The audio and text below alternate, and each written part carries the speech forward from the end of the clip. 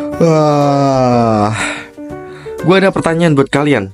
Pernah nggak kalian pas nguap di kelas gara-gara ngerasa boring banget, apalagi pas pelajaran matematika, terus kalian nguap, dan ada temen lu yang ngeliat lu nguap, terus akhirnya jadi ikut-ikutan nguap. Nah, padahal nguap tuh kan bukan penyakit, tapi kenapa bisa temen lu jadi ikut-ikutan nguap? Jadi sebenarnya apa yang terjadi sama temen lu yang liat lu nguap?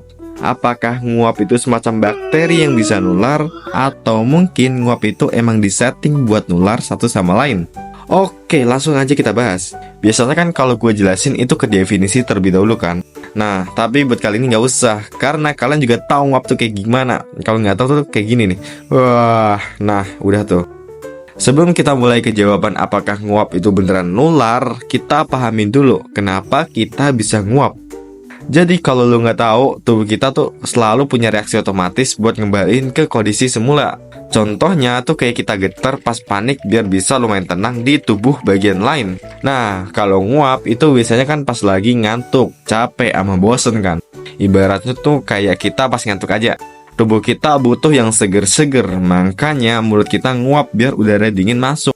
Peristiwa ini itu disebut brain cooling mechanism, di mana otak itu merespon tubuh kita saat kekurangan oksigen ataupun saat pengen sejuk dengan cara menguap. Terus kenapa menular kalau orang lain nggak ngantuk ataupun capek? Jadi gini, dulu dipercaya menguap itu menular karena kita empati satu sama lain. Teori ini itu didukung sama penelitian di University of Connecticut yang nyimpulin kalau menguap itu nggak menular sampai anak berusia sekitar 4 tahun. Nah, kalau di usia 4 tahun itu empati anak mulai berkembang.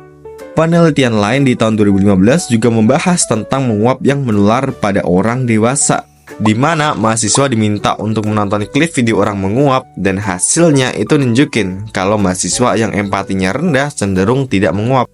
Tapi beberapa ilmuwan itu masih nganggep kalau hubungan nguap sama empati itu kurang relevan. Makanya dilakukan penelitian di sini yang berusaha buat tentuin faktor apa aja yang bikin nguap sampai bisa menular. Di penelitian ini itu ada 328 relawan sehat yang diberi survei yang mencakup ukuran kantuk, tingkat energi, sama empati. Peserta survei disuruh nonton video orang-orang yang menguap, lalu dihitung berapa kali mereka menguap saat nonton. Alhasil penelitian ini itu nggak nemuin korelasi antara empati, waktu, sama kecerdasan. Tapi ada korelasi statistik antara usia dan menguap. Di zaman sekarang, menguap bisa menular karena alasan empati masih menjadi jawaban yang paling populer sampai sekarang. Karena masih belum ada penelitian kompleks yang menjelaskan secara rinci. Jadi begitu.